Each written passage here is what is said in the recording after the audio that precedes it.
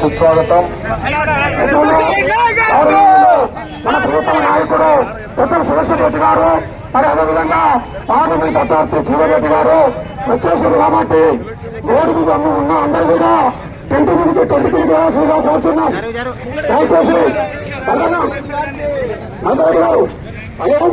అక్కడ కింద కూర్చున్న వాళ్ళందరూ ఇవ్వాలా, కింద కూర్చున్న వాళ్ళందరూ ఇవ్వాలా.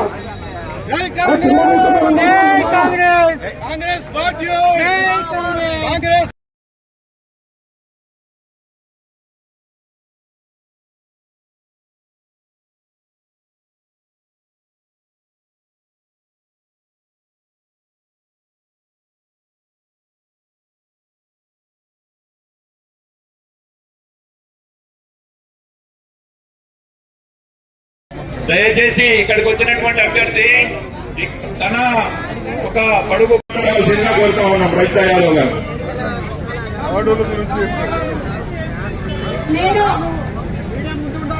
ఎంపీ ఎలక్షన్లో ప్రచార కార్యక్రమంలో భాగంగా పెద్దలో కోచులో మన సుదర్శన్ రెడ్డి గారు, మన బోధన ఎమ్మెల్యే సుదర్శన్ రెడ్డి గారి నాయకత్వంలో పెద్దలు జీవన్ రెడ్డి గారి ప్రచార కార్యక్రమంలో ఈ రోజు ఇక్కడ వేదికపై ఉన్న ప్రతి ఒక్కరికి ఇక్కడికి వచ్చిన కాంగ్రెస్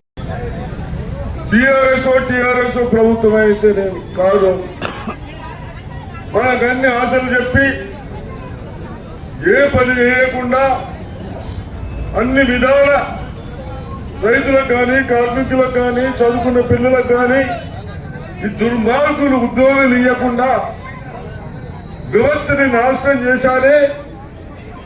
దాన్ని గాడిన పెట్టేందుకు మేమందరం పెద్దలు 6 సార్లు ఎమ్మెల్యే అయ్యాడు. 73 సంవత్సరాలు ఆయనైతే అసెంబ్లీ పోతాడు, లేకుంటే వ్యవసాయం చేసుకుంటాడు. ఈ వ్యవసాయం అనేది తెలిసిన వాళ్ళు, వ్యవసాయం అని తెలిసిన వాళ్ళు ఉండాలి. గతం కొన్ని రోజుల నుంచి అంతా పనికిరాని వాళ్ళు పార్లమెంట్ మెంబర్స్ అయి సెంట్రల్ గవర్నమెంట్ లో డబ్బులున్నా తెచ్చే శక్తి లేక మనమందరం గరీబులం కానీ, రైతులం కానీ, చదువుకున్న విద్యార్థులకు జాబులు రాక ఇబ్బంది పడతా ఉన్నామే. అవన్నీ ఆలోచించి మరి పెద్దల్ని నేను మన కాన్స్టిట్యూన్సీ లో పెద్ద గట్టులు ఉంటే మాకు తోడు ఉంటుంది, సెంటర్ నుంచి కూడా పైసలు తెస్తారని మన ముఖ్యమంత్రి గారికి రేవంత్ రెడ్డి గారికి చెప్పడం జరిగింది. స్ప్రేలు చేస్తే మనమే తింటున్నాం, మళ్ళీ మనం దౌకాల పాలవుతా ఉన్నాం. అటువంటి సీడీఎలను కూడా ఆదేశించడం జరిగింది. ఇవన్నీ మీ బాధలు చూసి మేము ఒకటి చూపమంతరం కాదు, ఒకటి సెట్ చేసుకుంటూ వస్తా ఉంటాం. దయచేసి నాకు చెప్పాను, ఇవన్నీ వస్తా ఉన్నాయి. మాకు ఇల్లు కూడా మన కాన్స్టిట్యూన్సీకి 3,500 ఇల్లు వస్తాయి. గరీబులకు 5 లక్షలు ఇద్దాం, వాళ్ళే కట్టుకుంటారు. ఎవరికి ఏమో ₹1 కమిషన్ ఇచ్చేది లేదు. పోయిన ప్రభుత్వంలో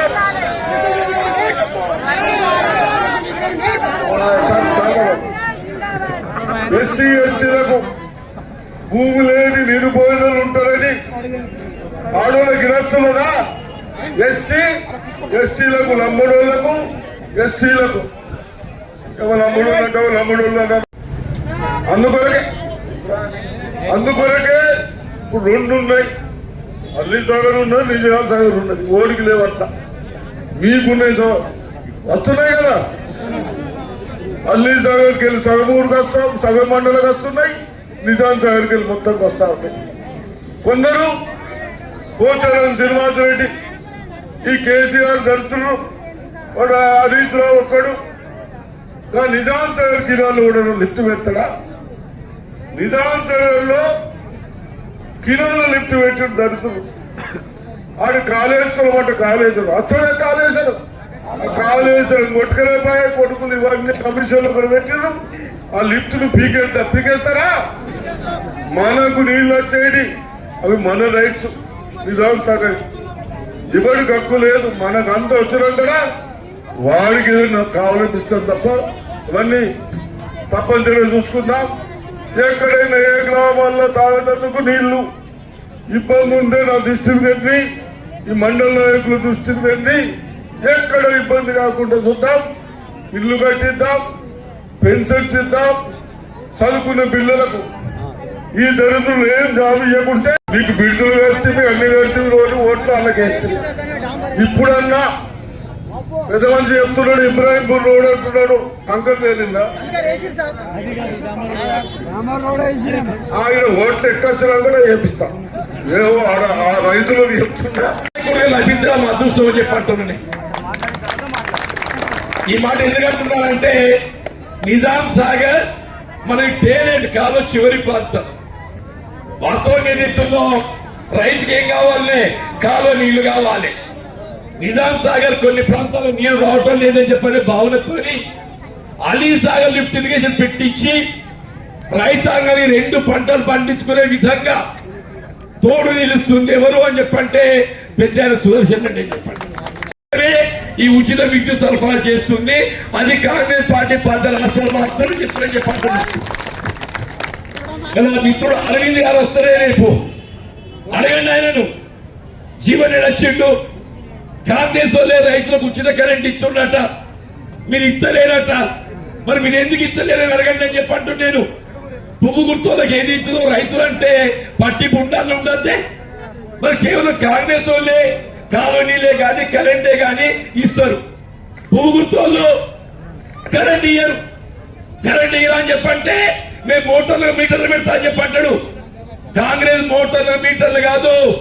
ఇక రాబోయే 5 సంవత్సరాల కాలం రాష్ట్రంలో కాంగ్రెస్ పాలన ఉన్నంత కాలం ఉచిత విద్యుత్ అమలు చేయడం జరుగుతుందని మనం చేస్తామని చెప్పంటాడు. ఇలా మద్దతు ధర గిట్టుబాటు కావాలనే यही मोदी जी क्या बोले, किसान की आमदनी 2 गुना करूंगा अన్నాడు. రైతు ఆదాయం రెట్టింపు చేస్తాడు. 10 ఏళ్ళైందిరా నాయన. 450 రూపాయల క్వింటల్ వరి ధాన్యం 1350 చేసి చూడబే కథ.